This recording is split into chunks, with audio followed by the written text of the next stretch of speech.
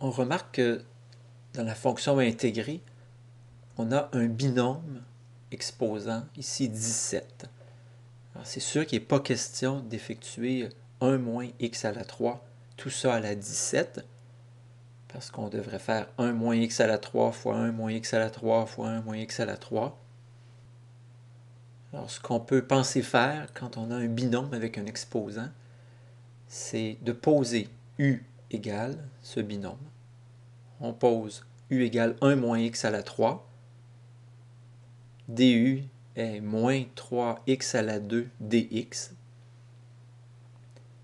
ce qui donne du sur moins 3 égale x à la 2 dx. Maintenant, si on observe notre intégrale, on a x à la 8 dx, alors qu'on aimerait avoir x à la 2 dx. Alors, le truc, c'est d'exprimer le x à la 8 comme x à la 6 fois x à la 2. On obtient ici le x à la 2 désiré. On peut réécrire cette intégrale, le x2 allant rejoindre le dx. Maintenant, le but est de tout écrire en termes de u. On a x à la 2 dx qui s'écrit du sur moins 3, ça va. On a le 1 moins x à la 3 qui s'écrit comme u.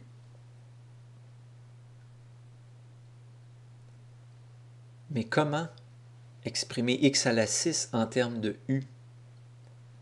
Eh bien, si on retourne à ce qu'on a posé, u égale 1 moins x à la 3, et si on isole le terme en x, on obtient x à la 3 égale 1 moins u, et on remarque que x à la 6, c'est x à la 3 au carré. On a alors x à la 6 égale 1 moins u au carré. On est prêt à écrire notre intégrale en termes de u.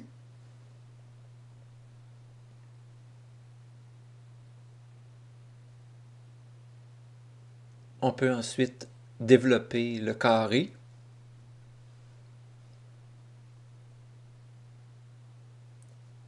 Ensuite, on peut sortir le moins 3 à l'extérieur de l'intégrale pour avoir moins 1 tiers et distribuer le u à la 17.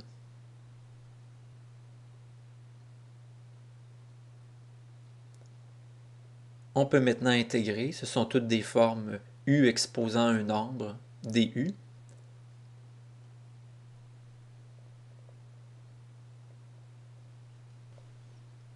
Et pour finir, on retourne à la variable x.